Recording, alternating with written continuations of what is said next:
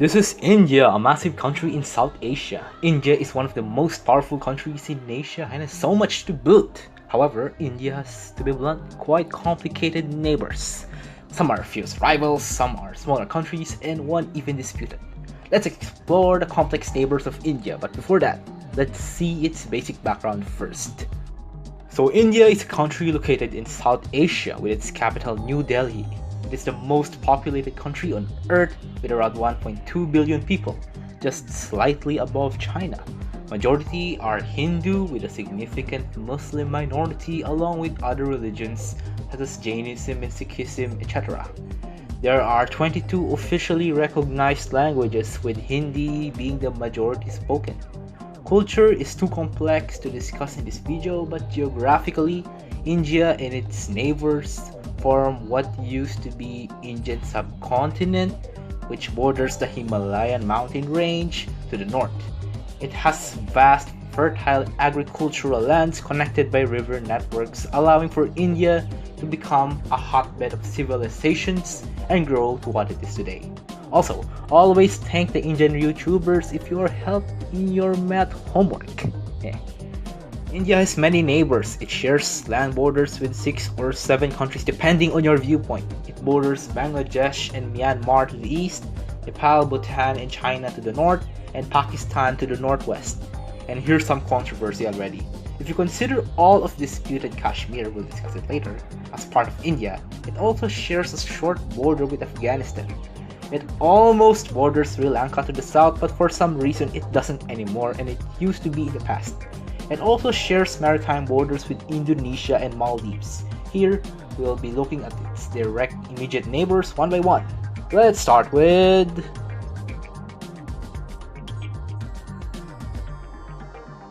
Bangladesh is a country to the northeast of much of India.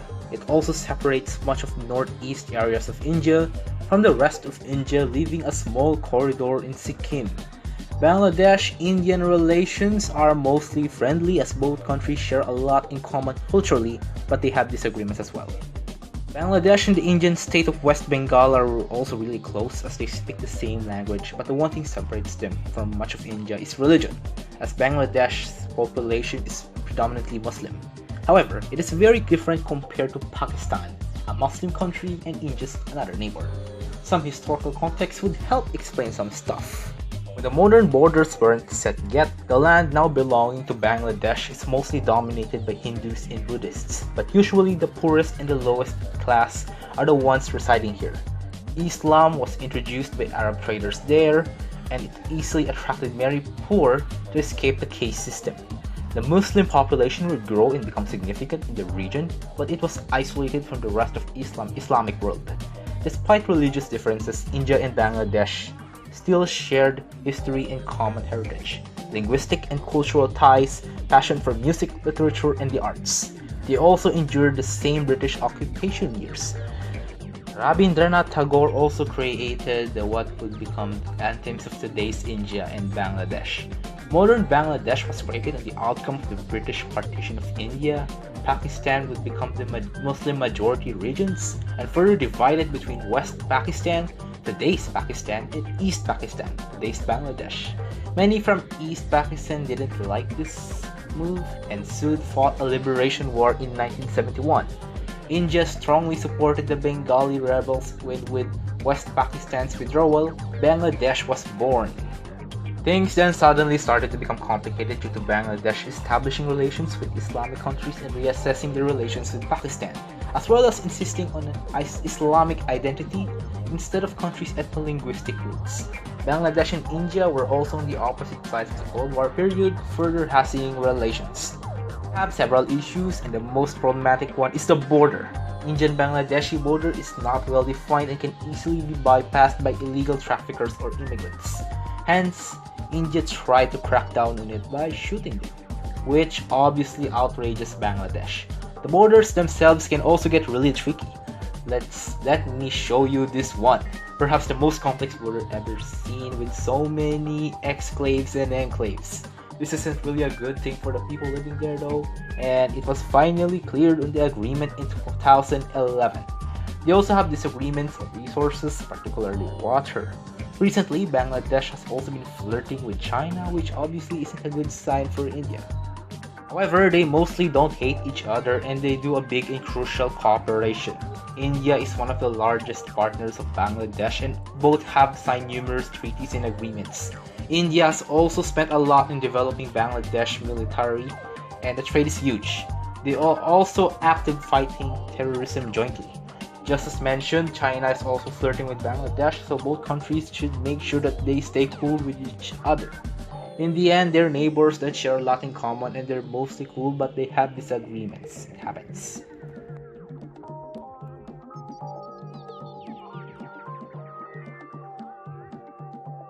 India's gateway to Southeast Asia is Myanmar, or Burma.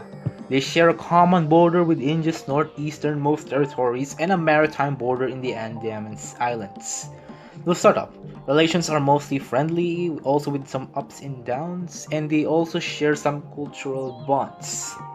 Historically, relations date back to the antiquity ages in which cultural exchanges are strong, such as Buddhism in the Burmese script, which was based on India's Grantha script. Theravada Buddhism has dominated Burmese culture for millennia. Both became part of British India, which further strengthened ties. However, the Burmese have developed their own identity distinct from the Hindus. Hence, it was separated from British India as a separate entity. Japan then conquered Burma and became a hot ground between China and India against Japan. Burma became formally independent in 1948, and India began establishing relations. Ties were very strong at the time due to common historical links, strong economic trade, and presence of Indian community in Myanmar. It was all fun and games until the military removed the democratic Burmese government in 1962, replacing it with a socialist one and expelled the Indian community, which obviously made India furious. Things have been improving since the 1990s. India didn't criticize Myanmar for its treatment of Rohingya. India recently has invested heavily in Myanmar's development, especially in trade, military, and infrastructure. The Friendship Road, which connected India and Thailand through Myanmar, is going to be a major breakthrough. India also has offered loans to Myanmar and offers no-cost visas to Myanmar citizens visiting India. The main reason for India's strong effort to get Myanmar support is, well, again, due to China's plans to dominate India's neighbors. More on it later. Today, relations are still very close due to close historical links.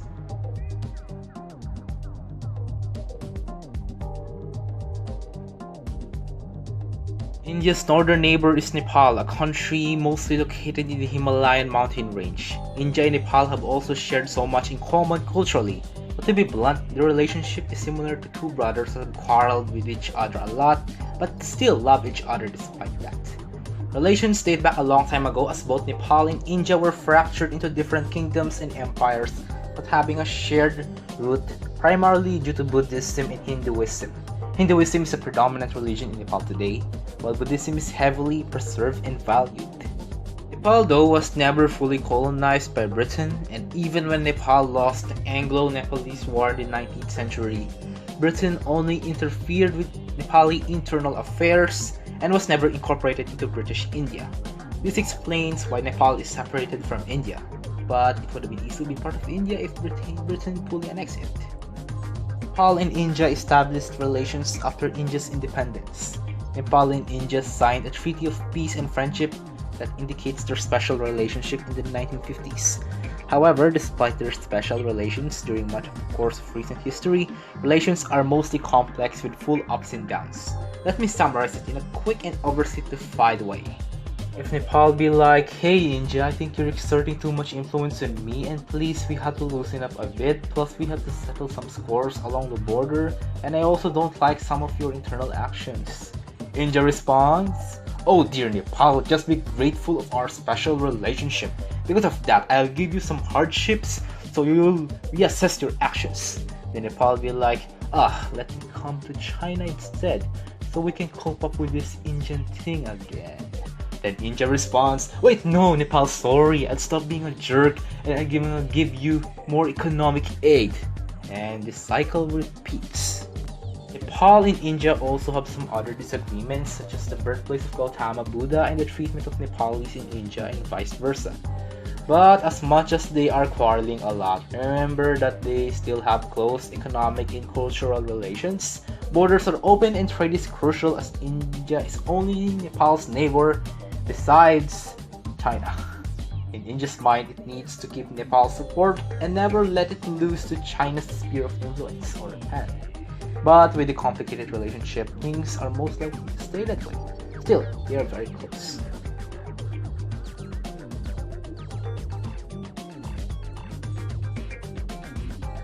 Another Himalayan neighbor of India is Bhutan. Bhutan is generally an isolated country in the Himalayas, preserving their unique identity and culture. Relations are very strong as Bhutan has a special relationship with India protecting and guaranteeing Bhutan's sovereignty but not interfering too much in its internal affairs. For much of its history, Bhutan has been very isolated from the rest of the world, but it has also been influenced by Indian culture, particularly with Buddhism being a dominant religion of Bhutan. Bhutan was also related and close to its much larger northern Tibetan neighbor, but you know what happened to it recently. Bhutan was made a protectorate of British India for foreign affairs and defense, but it never became formally part of it. Bhutan was one of the first nations to recognize India's independence and further cemented the relations when Tibet fell to communist China. They have much less disagreements than, let's say, Nepal or Bangladesh, and the relations never went downhill as of today. It is down to India's role in protecting Bhutan's sovereignty and defense while not interfering with its internal affairs and allowing Bhutan to pursue an independent foreign policy but with Indian guidance. Bhutan also has a much tougher relationship with its only other neighbor, China, which India also shares the same feeling, and with the shared historical link, flourishing trade, and friendly relations, Bhutan and India will naturally get along. Speaking of China,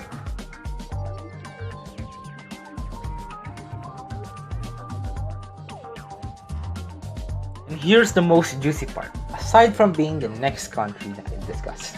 Before we get into the stuff, China and India are the big bosses of Asia, with populations reaching billions, and with massive economies, and with both being neighbors. They obviously wanted to dominate the Asian affairs and are natural competitors in the 21st century. But this isn't the case a while ago, right? Yep, sort of. And we need to look back at history to understand how we got to this love-hate relationship. First, geographic context. So the most defining geographic feature that separates China from India is the Himalayan mountain range. And it's really massive and it's almost impassable. This mountain range separated China and India for millennia, allowing for both nations to develop very different cultures and customs. Another important geographic feature is Tibetan Plateau. Now mostly controlled by China, this used to be the site of an independent Tibetan kingdom for millennia until forced annexation by communist China in the 21st century. Despite the geographic barriers, they still had trade through the Silk Road, in which Buddhism also spread to East Asia through that route. The levels of contact though were very minimal and they are mostly under their own dominions. When India was colonized and China under Qing rule, things were still pretty chill, although opium grown in India was sold to Chinese society, hence opium wars. During World War II, the Republic of China and British India fought together against the Japanese forces, and when the communists won the Chinese Civil War, things began to go downhill. They proceeded to annex the independent Tibetan kingdom, and the Dalai Lama was forced to flee to India. The refugees from Tibet, including the Dalai Lama, were welcomed in India and they condemned China's annexation of Tibet. The eventual border between China and India was not well defined, hence border disputes happened.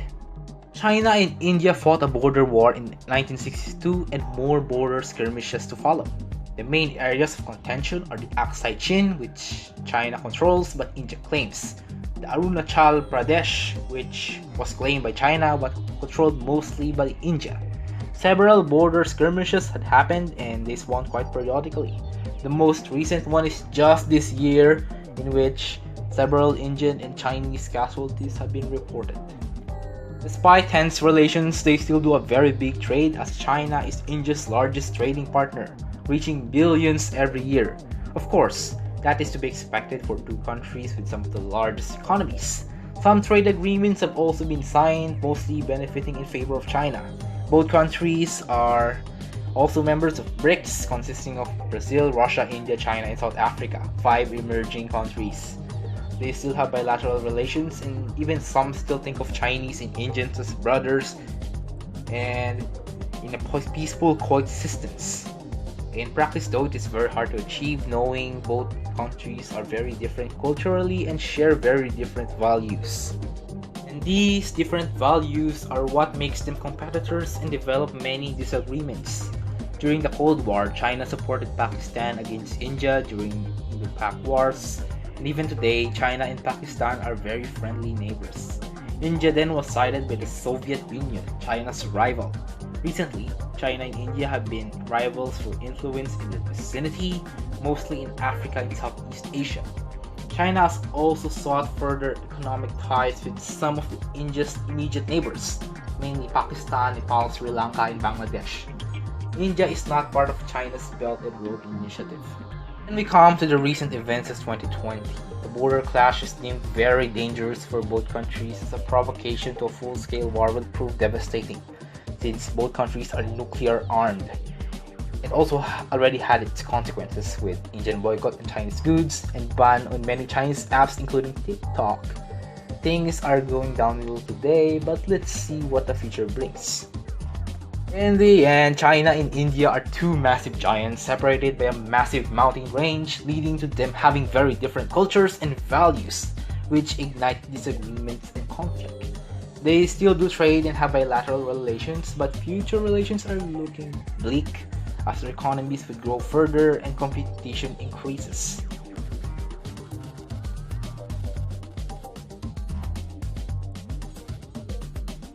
Another juicy part to discuss, this time with its fierce rival on the western side, Pakistan. And of course, you know the news and drama, but it's not been like this before independence. We need to go back in history to see some backstory. The Indus Valley in today's Pakistan used to have a very advanced civilization thousands of years ago. The Indian subcontinent was mostly dominated by Hinduism and Buddhism for a long time until Islam eventually started to come from the West. It didn't reach Pakistan only, but deep into the Indian subcontinent. This explains why India today has a huge Muslim population. While India kept Hinduism as the majority religion, Islamic empires have dominated Indian heartland, such as Delhi Sultanate and the Mughal Empire. Of course, the western parts of the continent are more exposed to Islam, hence Muslims have started to dominate their population. Then the pesky British arrived, gradually dominating the entire subcontinent. At first, the Muslims and Hindus can coexist peacefully, but as nationalism spreads, the people living there, especially Hindus, have expressed a desire for independence. Of course, the Muslims living there also wanted greater representation, but for now, the main goal is to secure independence. Then it came. Independence has been achieved. But what now? With such a massive country with diverse culture, it is almost inevitable that granting just independence and outright leaving will stir conflict. But, well, the British have a really clever plan. Divide the continent with Hindu and Muslim majority countries and let the princely states decide which country to join. What could have possibly gone wrong? Doubt a lot. First of all, the partition itself is rushed and created out of desperation due to the bankrupt British economy. Second, the lands were not surveyed well and only divided on which area has a majority Hindu and Muslim population. This resulted in a mass transfer of people, and many were internally displaced and ethnic violence ensued, with many being killed. Third, this didn't comply with ethnic lines in geography. The Punjabis were divided between India and Pakistan. Several communities were disrupted and the border spans in a bad geographical position. Lastly, the princely states. Some princely states have populations with similar religion, but the ruling monarch has a different one. The perfect and the most notable example is Kashmir. Kashmir has a mostly Muslim population, but with a Hindu monarch. Both India and Pakistan wanted Kashmir, and Kashmir itself is trapped between both countries. So many wars were fought in this area, and the Kashmiris themselves cannot decide where fate sad Kashmiris. The line of actual control isn't the actual border. as both countries claim overlapping territories, and even China got involved. Yep, super messy. Just after independence, India and Pakistan already had very tense relations, and a war already happened from the start. As the other areas would slowly normalize, the Kashmir area didn't, and become a fierce battleground until now. India and Pakistan also fought other wars such as the Bangladesh Liberation War. It didn't help the fact that both countries are allied with different superpowers in the Cold War, with Pakistan backed by the US and India backed by the USSR. It's not always war. Sometimes understandings do happen. After the 1971 war, India and Pakistan have tried hard to normalize their relations, but the Kashmir issue complicates things. The rise of insurgent activities, sporadic border skirmishes and standoffs, and development of their nuclear arsenal only heat things up, although they do send economic and humanitarian aid in times of calamity. Their governments and nationalists will probably continue to hate each other. Pakistan and China have been flirting with each other quite recently now, which is a further slap in the face to India. Things will probably continue to be complicated in the future. Drama aside, as people though, they still get each other. Hindi and Urdu may be written in different scripts, but they are actually mutually intelligible. Indians love Pakistani singers, musicians, and entertainers, while Pakistanis love Indian Bollywood. The culture of North India is also relatable to those in Pakistan. Normal people of both countries would be okay with others as long as they aren't jerks or ultranationalists, and both Indians and Pakistanis have intermarried with each other. Indo-Pakistani border is delicate and geographically flawed, and only few border crossings can be spotted there, but they can get pretty unique and intense. For example, the Wagah-Atari border crossing has a lowering of flag ceremony every day, featuring colorful marches and standoff by Indian and Pakistani border guards, with a lot of spectators and even tourists. And it has been a tradition since 1959. It is portrayed as a sign of Indo-Pakistan rivalry and brotherhood. To summarize, Pakistan and India are two nations separated mostly by religion and a product of poor British partitioning. Normal citizens can get each other, but the Kashmir dispute, the complicated government relations can be dangerous for both countries. Hopefully in the future a peaceful solution may finally resolve things and prevent an all-out nuclear war, but I am no time traveler.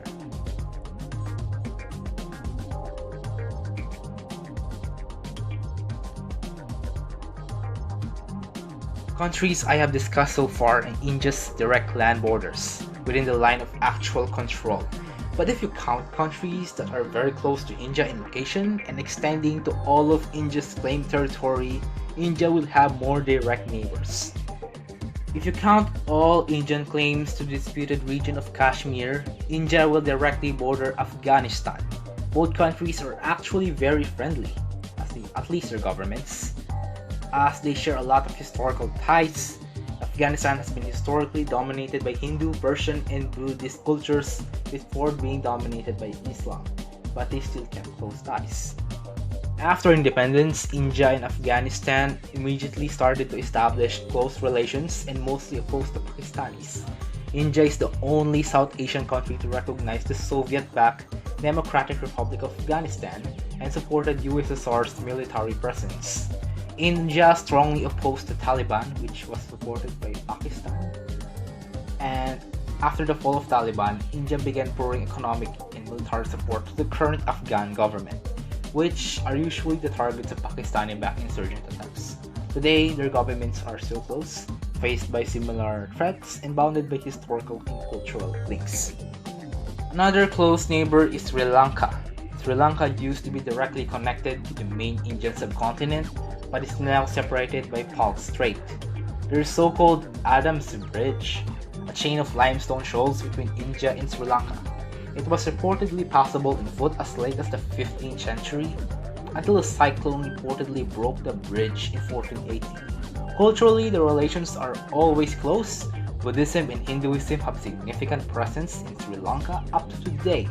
Tamils in Sri Lanka are related to those living in South India.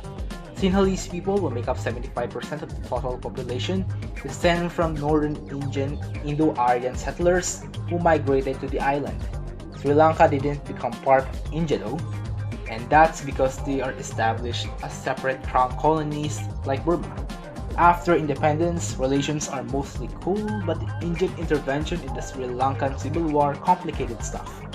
There are also several fishing disputes. Today, they are still very close economically, as India is one of the top partners for Sri Lanka's development. And as recently, Sri Lanka has been cozying up with China a little bit more, and that makes India more nervous, but still, they will still be very close neighbors. Another island nation is Maldives. While not sharing a land border, they share a maritime border and are very close diplomatically. India was one of the first nations to recognize Maldives and immediately started to have relations after independence. And they have cooperated on all levels, especially security. Maldives is predominantly Muslim, but that hasn't hindered any relations. India is seen as Maldives' bigger protector, especially when Tamil militants attempted to seize the government. The government appealed to India for help and immediately sent soldiers to stop the coup from happening. Today, they are still close as ever.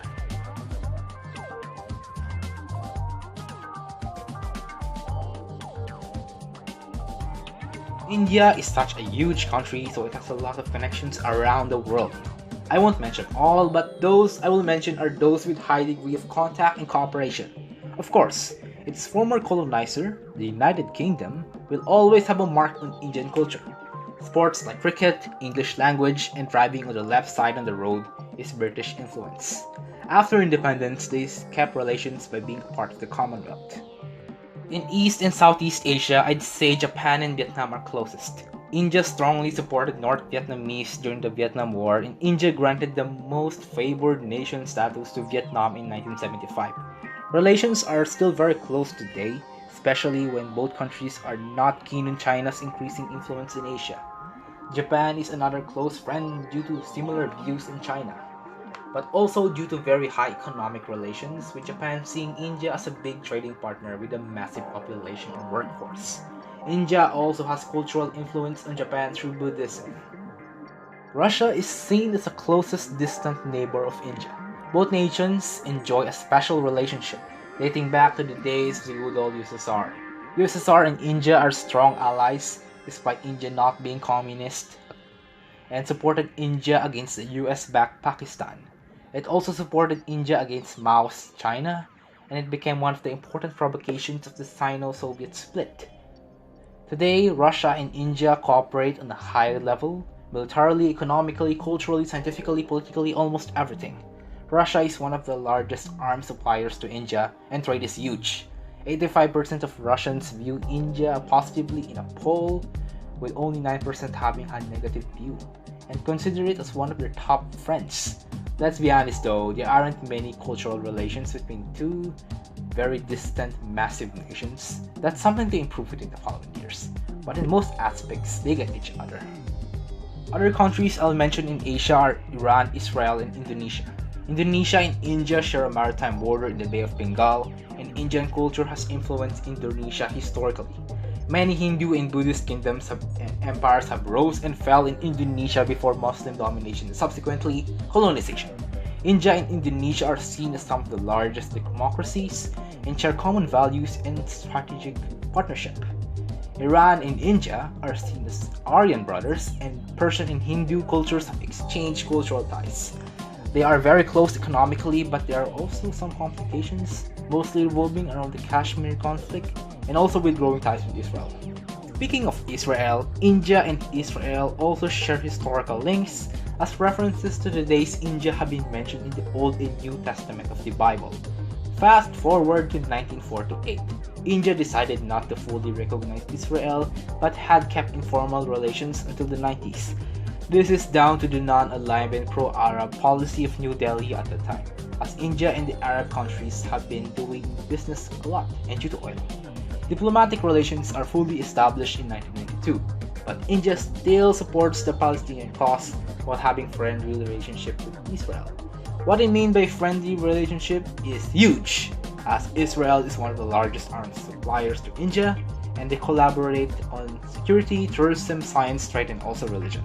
The Palestine issue is delicate and India needs to keep it balanced, as there's also a big Muslim population in India, good for a huge voting bloc.